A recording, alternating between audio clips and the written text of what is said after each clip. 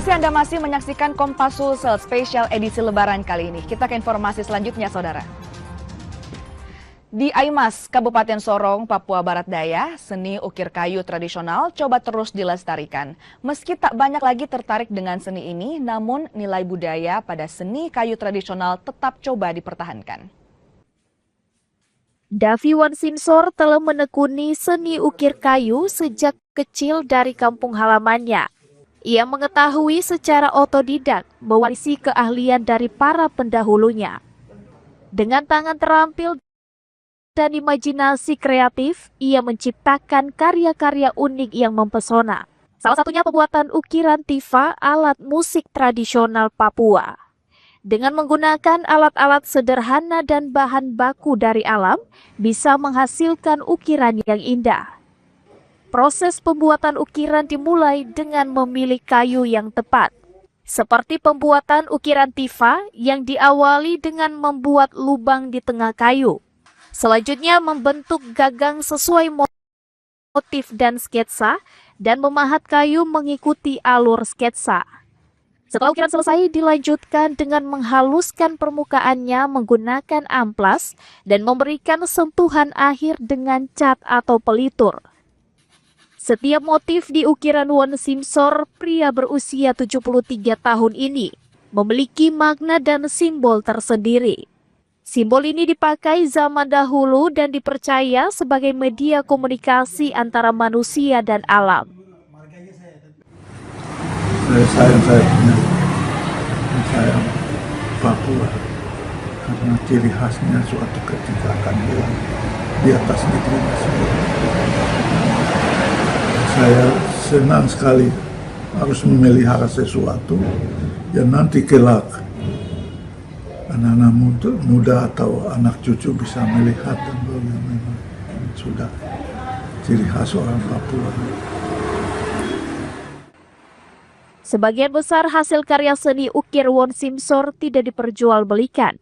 Ukiran tersebut menjadi warisan budaya yang dijaga dan dilestarikan untuk generasi mendatang. Tim Liputan, Kompas TV, Sorong, Papua Barat Daya. Kita ke Kabupaten Sigi, Saudara. Ada wisata Danau Lindu di Kecamatan Lindu yang bisa jadi salah satu lokasi wisata alternatif. Lokasi wisata ini tak hanya menawarkan keindahan, tapi juga budaya warga lokal. Danau Lindu yang terletak di Kecamatan Lindu, Kabupaten Sigi ini memiliki potensi wisata alam yang menarik. Suasana alam yang masih asri ditambah adat istiadat dan budaya warga Kecamatan Lindu yang masih kental untuk menjaga alam Danau Lindu. Danau ini memiliki luas sekitar 34,88 km persegi. Di danau ini dikenal terletak di Taman Nasional Lore Lindu. Hutannya yang masih terjaga karena ada peran masyarakat adat untuk mencegah perambahan hutan di wilayah konservasi. Irma, pengunjung asal Jakarta ini mengaku tertarik dengan budaya dan keberadaan Danau Lindu. Sebenarnya menarik banget, banyak banget yang bisa dieksplor, banyak banget yang bisa dilihat potensinya, mulai dari adatnya, budayanya, tempatnya sendiri, atau bahkan kalau misalnya kayak sekarang ekowisata gitu ya, buat ekosistem service itu banyak banget. Terlepas dari itu, misalnya mau ngomongin komoditas juga bisa, ada vanili, ada kakao, ada apa tadi lihat sempet kelapa gitu. Jadi sebenarnya banyak banget yang bisa diolah gitu. Camat Lindu Sebulon bilang potensi wisata Danau Lindu cukup besar. Pihak pemerintah desa bekerja sama dengan lembaga adat untuk menjaga alam di Kecamatan Lindu. Kami menjaga kelestarian danau ini agar supaya kami kerjasama dengan lembaga adat untuk lebih memanfaatkan danau. Kayak mungkin ada aturan penangkapan ikannya harus diikuti oleh masyarakat kami ada di Kecamatan Lindu. Di Kecamatan Lindu ini ada 5 desa, Desa Puroo, Langko, Tomado, Anca, dan Desa Olu. Sebagian besar warganya bekerja sebagai petani dan nelayan danau. Ikan air tawar mujair asal Danau Lindu sering diperdagangkan sampai ke kota Palu dan sekitarnya.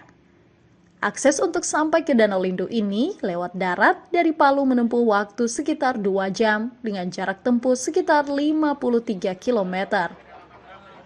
Aldrin Talara, Kompas TV, Sigi, Sulawesi Tengah.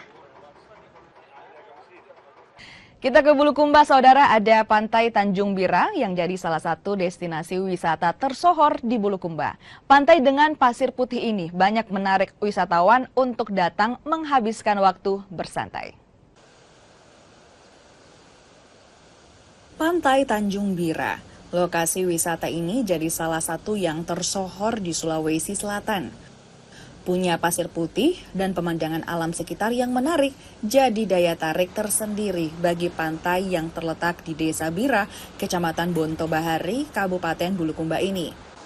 Banyak wisatawan lokal hingga mancanegara yang datang untuk bersantai menikmati panorama Pantai Tanjung Bira.